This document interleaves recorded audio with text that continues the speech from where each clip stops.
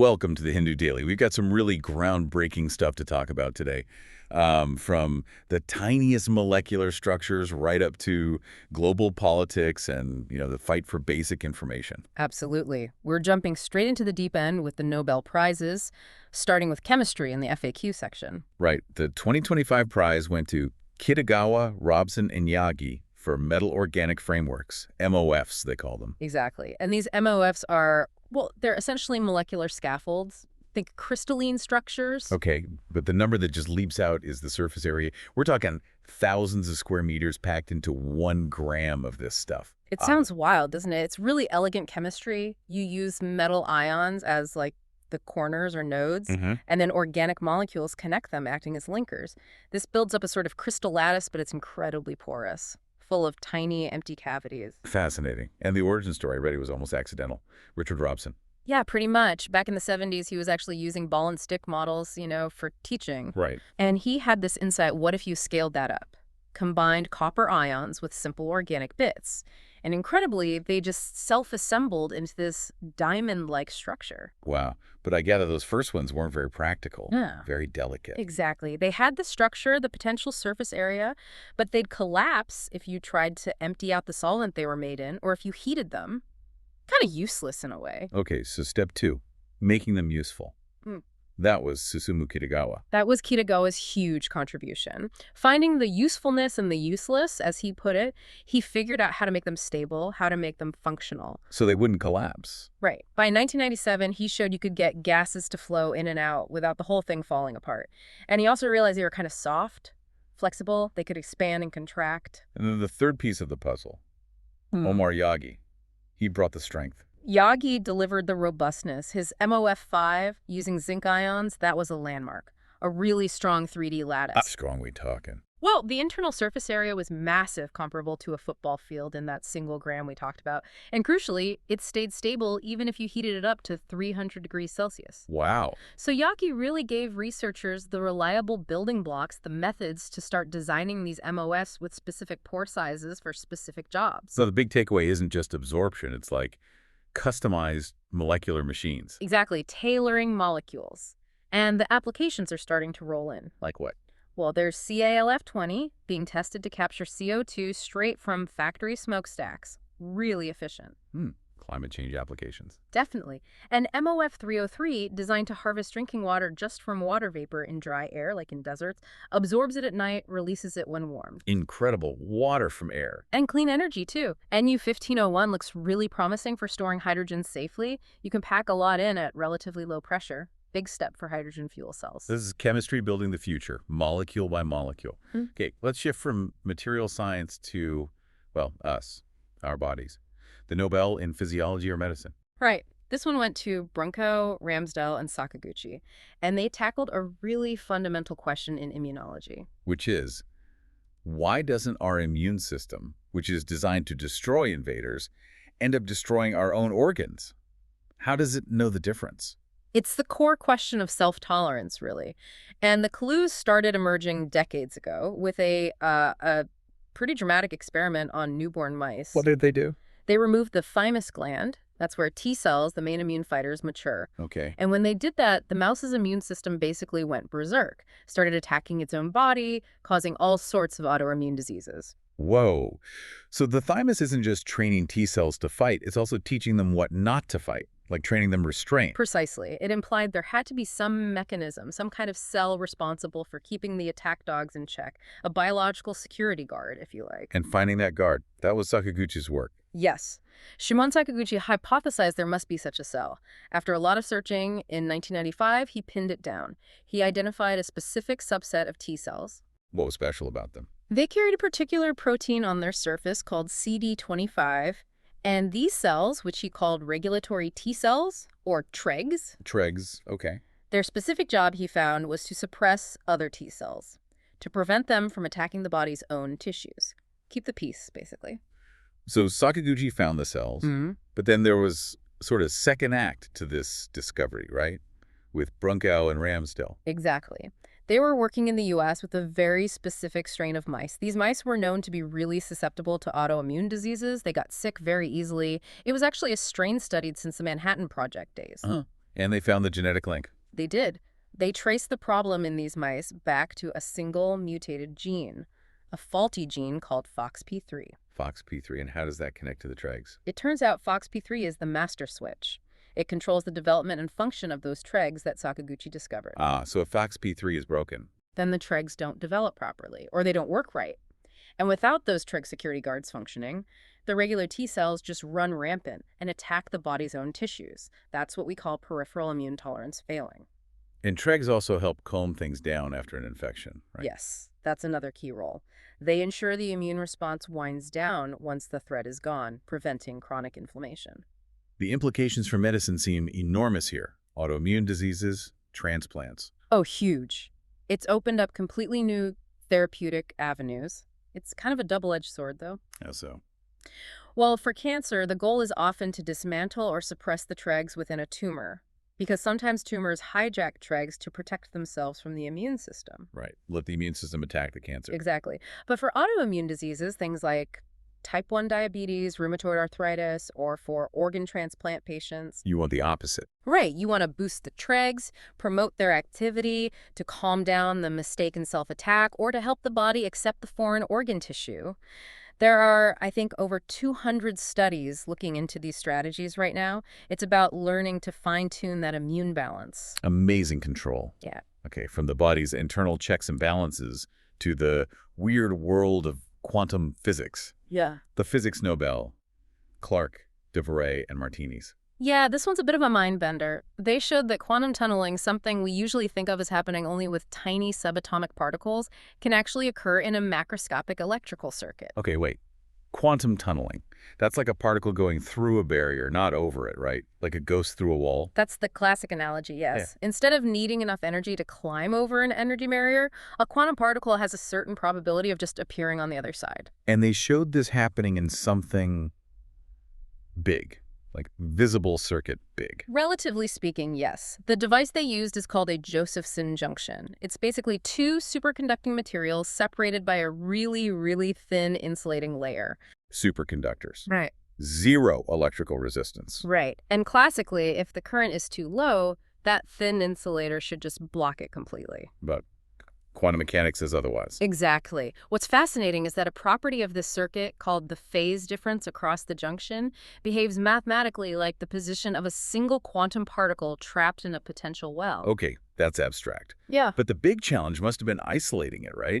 Quantum states are notoriously fragile. That was the absolute key. Any little bit of environmental noise, stray heat, microwave radiation could just destroy the delicate quantum state and make it behave classically. So how did they solve that? It was a methodological triumph. They had to meticulously redesign the whole experimental setup.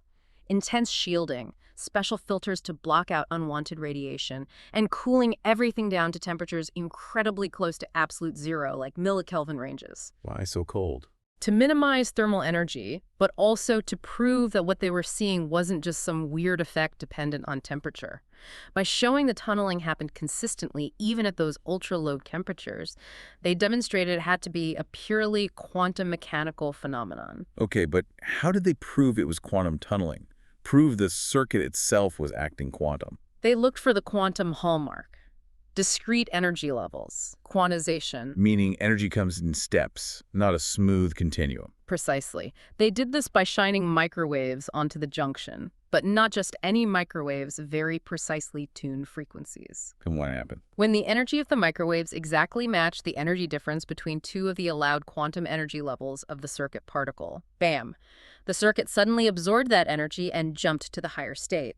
It showed the circuit had distinct energy steps, just like an atom or a single quantum particle. So the whole circuit was acting like one big quantum. Effectively, yes. Yeah. It demonstrated macroscopic quantum tunneling. And this isn't just abstract physics anymore, is it? This underpins actual technology. Oh, absolutely. This architecture, often called circuit quantum electrodynamics, or circuit QED, is the foundation for many of the superconducting quantum processors being built today by companies like Google, IBM, and others. Any specific applications we can point to? Well, the principles allow for creating incredibly sensitive quantum amplifiers. These can boost extremely faint microwave signals. Useful for? Things like searching for dark matter, where you're looking for incredibly weak interactions. Also, this tech is key for developing microwave to optical converters. Why do we need those? Because superconducting quantum computers work with microwaves, but our global communication network runs on light in fiber optics. To connect future quantum computers into a network, you need efficient ways to convert quantum information between those two domains. This research paved the way. Okay, quite a journey from MOFs to quantum circuits. Now, let's shift gears significantly into the profile section. The Nobel Peace Prize for 2025 went to Maria Corina Machado, the Venezuelan opposition leader. Yes, and this award lands in a really complex and frankly tense geopolitical situation. You've got severe U.S.-Venezuela friction, reports of U.S. naval movements, rhetoric from figures like Trump calling the Venezuelan government a narco-terror cartel. It's a charged environment. And Machado herself, she's been a fixture in the opposition for a long time, hasn't she? The Iron Lady, they call her. A very long time. Her political activism really kicked off back in 2002 with a volunteer group called Sumate, which campaigned against then-President Hugo Chavez. She's been a constant critic of the concentration of power under both Chavez and now Nicolas Maduro. And this is all happening against the backdrop of Venezuela's devastating economic crisis. Absolutely devastating. Hyperinflation, shortages. The UN estimates something like 7.7 million Venezuelans have fled the country. It's a crisis rooted in extreme dependence on oil revenue, mismanagement, and compounded significantly by heavy U.S. sanctions. Machado's recent focus has been on the electoral path, trying to unify the opposition. That seems to be the core of the Nobel Committee's recognition. She pushed for unity, won the opposition's primary election in 2024 by a huge margin, like 92%. But then she was disqualified by the government. Correct. Barred from running. So she threw her support behind a substitute candidate, Edmundo González Urrutia. That election result was heavily disputed, with Machado and the opposition claiming victory based on their tallies, while the official count declared Maduro the winner. And she's still in Venezuela. Yes. Critically, she has remained in the country, though reports say she is currently in hiding due to safety concerns. Now, it's important we present the different perspectives here. Machado is known to advocate for significant neoliberal reforms, right? Like privatizing the state oil company, PDVSA. Yes, that's a key part of her platform and a major point of contention. Critics, like the Chavista-aligned academic Steve Elner, have called her a reactionary international figure, pointing to these policies. And her stance on sanctions is also controversial. Very much so. She supported the U.S. sanctions, arguing they were necessary pressure. Critics argued those same sanctions dramatically worsened the economic crisis and hurt ordinary Venezuelans the most. So how did the Nobel Committee frame it? They described her as a tireless promoter of democratic rights and a unifying figure. They explicitly praised her bravery and commitment to peaceful change, positioning the award as support for democratic aspirations in Venezuela and, implicitly, a criticism of the Maduro government. There's also that lingering issue from the 2002 coup attempt against Chavez. She faced treason charges. She did face charges related to signing a controversial decree during that brief period when Chavez was ousted. Those charges were never proven in court, but they remain part of her complex political history. It certainly highlights how peace prizes, especially in highly polarized situations, can be interpreted as aligning with specific geopolitical interests, as critics often suggest. Undeniably. The award puts a huge international spotlight on Machado and the Venezuelan situation, amplifying calls for democratic transition. But it also forces a difficult conversation about the impact of sanctions and the nature of opposition movements in such contexts. A very different kind of profile now. Let's turn to the Nobel Prize in Literature, awarded to the Hungarian writer Laszlo Krasznahorkai. Yes, Krasznahorkai. The Swedish Academy cited his work for reaffirming the power of art in the face of what they called apocalyptic terror. Apocalyptic terror. That's strong language. What drives his work? Well, his experiences growing up in Soviet-era Hungary are definitely a major influence. He speaks about the current state of the world, a feeling of bitterness, but sees it not just as depressing, but as potential inspiration. Inspiration. Yeah, he feels writers have a duty now to give something for the next generation, somehow to survive this time. He seems to view the current era as particularly dark, a time needing art for survival. And his writing style is quite distinctive, I understand. Long sentences, experimental prose. Very distinctive, famously long, intricate sentences that apparently he often composes entirely in his head before committing them to paper. He also considers his main quartet of novels, which includes famous works like Satan Tango and The Melancholy of Resistance, as essentially just one book, exploring related themes of decay, chaos, and the search for meaning. Can you give us a flavor of his work, that quote about the whale? Ah, yes, from The Melancholy of Resistance. It's a very memorable, surreal scene. There's this backdrop of societal breakdown, all-consuming chaos, where even basic things like trains don't run on time. And into this mess arrives a traveling circus. Okay. But the main attraction they're carrying is just the enormous decaying carcass of a giant whale. It's bizarre, grotesque, and a powerful image of, well, something immense and dead arriving in a world falling apart. Existential dread made visible. So his core idea is that art, literature, fantasy, it's a tool for getting through these dark times. That seems to be it, exactly. There's a quote from a character in his later novel, Baron Wenkheim's Homecoming, a recluse professor who says something like, "The world is nothing more than an event, lunacy." Krasznahorkai himself has said that reading gives us more power to survive because it restores our ability to use fantasy, to imagine alternatives, even when reality seems bleak and incomprehensible. Art as a lifeline. Okay, let's switch back to science, but science in practice. Article 6 focuses on quantum certification of randomness. Right. And the problem here is fundamental to so much of modern life. We need truly random numbers for things like cryptography, secure communications, scientific simulations. But computers don't really do random, do they? They do pseudorandom. Exactly. Conventional computers use algorithms. They can produce sequences that look random, but if you know the starting point, the seed, the entire sequence is predictable, not truly random. And physical methods, like using electronic noise. They can be better, but they have issues too. The devices can degrade over time, their output might drift. And crucially, you, the user, have to trust that the device manufacturer built it correctly and it hasn't been tampered with. There's no way to verify the randomness yourself. So quantum physics offers a way out, because quantum events are fundamentally random. That's the promise. Things like radioactive decay or the path a photon takes through a beam splitter. These are inherently probabilistic according to quantum mechanics, not just pseudorandom. But how do you prove the numbers you get from a quantum source are genuinely random and not, say, faked or influenced by some hidden classical process? That's the certification part? Precisely. And that's been a challenge. Many methods relied on complex setups involving entanglement between particles separated over a distance. Which is hard to build and maintain. Very. But this new research from the Raman Research Institute led by Urbasi Sinha uses a different approach based on something called the Liggett-Garg inequality, or LGI. Liggett-Garg. How does that work? The clever part is that LGI tests for quantumness by looking at the correlations of measurements made on the same system but at different points in time. You don't need two separated and entangled systems. So it's simpler. Much simpler in terms of experimental setup. They were actually able to run their experiment using currently available, cloud-accessible, superconducting quantum computers from IBM. The noisy ones we keep hearing about, NISQ devices. Exactly. Noisy, intermediate-scale quantum devices. They showed they could generate certifiably random numbers using just a single qubit on one of these existing machines. How do they certify it with LGI? They performed measurements on the qubit at different times and checked if the results violated the Liggett-Garg inequality. Classical systems must obey this inequality.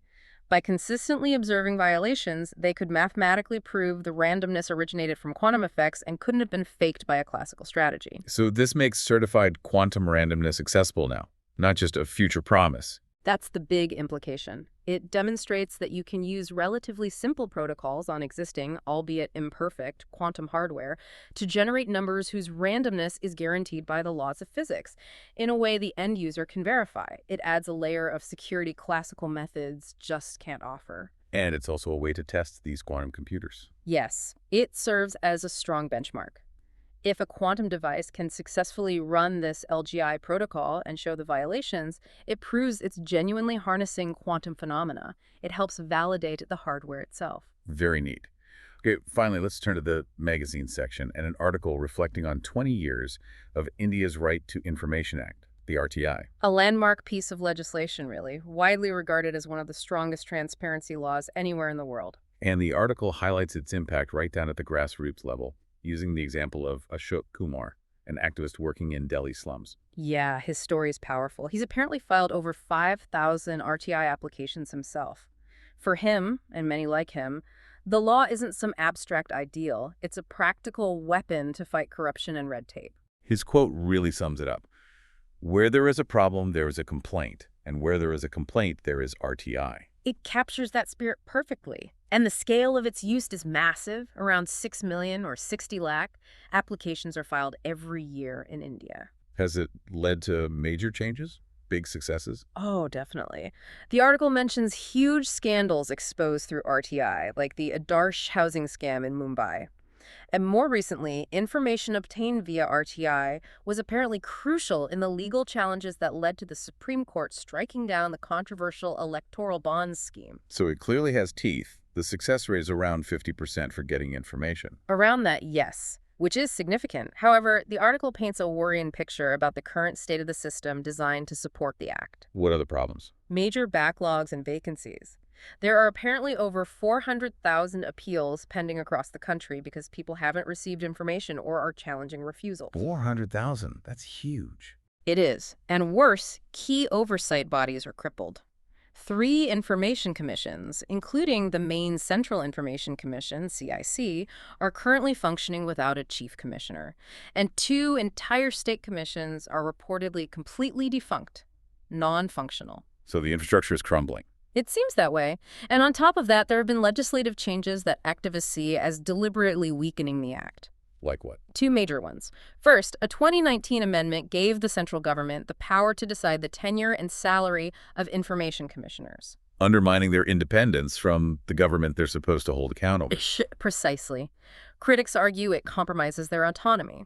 Then, in 2023, the new Digital Personal Data Protection, DPDP Act, introduced changes to the RTI Act itself. How did that affect RTI? It broadened the exemption for withholding personal information. Previously, such information could still be disclosed if there was a larger public interest. The amendment removed that public interest override in many cases, making it easier to deny information by labeling it personal. That sounds like a significant loophole. Activists certainly see it that way, and all this is happening in a climate where using the RTI can be dangerous. Dangerous how? The article cites data, I think from the Commonwealth Human Rights Initiative, CHRI, indicating that at least 108 RTI users have been killed since the acts came into force. Killed? For asking for information? Allegedly, yes. Targeted for seeking information that exposed corruption or wrongdoing. There have also been over 300 reported instances of assault or harassment against RTI users. Is there any protection for these people? There is a Whistleblowers Protection Act passed back in 2014, but the article states it has largely not been implemented effectively, leaving information seekers vulnerable. Now, the article does mention a counterargument, right? About misuse. Yes. It acknowledges that some veteran activists, like Subhash Chandra Agrawal, have noted instances where the RTI might be used improperly, for example, for alleged blackmail or personal publicity rather than genuine public interest. But the concern is that gay gets used to dismiss genuine requests. Exactly. The worry is that isolated cases of misuse are used as an excuse to paint all accountability seekers with the same brush, labeling them as nuisances or blackmailers, which undermines the act's purpose. So what's the future for RTI in India? It sounds like it's under pressure. It definitely seems to be facing significant challenges, both structurally and legislatively. But the article concludes on a note of maybe cautious optimism. The key, it suggests, is for ordinary citizens not to get disillusioned, but to keep using the law. Strengthen numbers. Essentially, yes. Yeah. The more people use it, the harder it is to dismantle. It also highlights new initiatives aimed at encouraging use, like mobile RTI on Wheels campaigns and online platforms like URTI, which allows people to file applications for free and potentially anonymously. Targeting younger generations, too. Yes, stressing the need for young people to engage with the law in the right spirit, using it as a tool for democratic accountability. The future of the RTI seems to depend heavily on continued citizen vigilance and participation. A really powerful reminder of how crucial transparency laws are and how fragile they can be. We've covered a lot of ground, from designer molecules and immune system secrets to quantum breakthroughs and the front lines of political and informational battles. Indeed. And perhaps a final thought to leave with you. Think about that quantum randomness certification. It sounds abstract, but consider how much relies on trust in randomness today. Online security, financial transactions, even scientific simulations. The ability to prove randomness using quantum physics isn't just a scientific curiosity, it's potentially a foundational shift in how we establish trust and security in an increasingly digital world. That journey from abstract quantum ideas to verifiable trust is really something to watch. Thank you for listening. If you want to provide suggestions, please contact on the Twitter handle given in the episode description. As always, we are eager to hear what our listeners want to be informed about. We wish you a great day.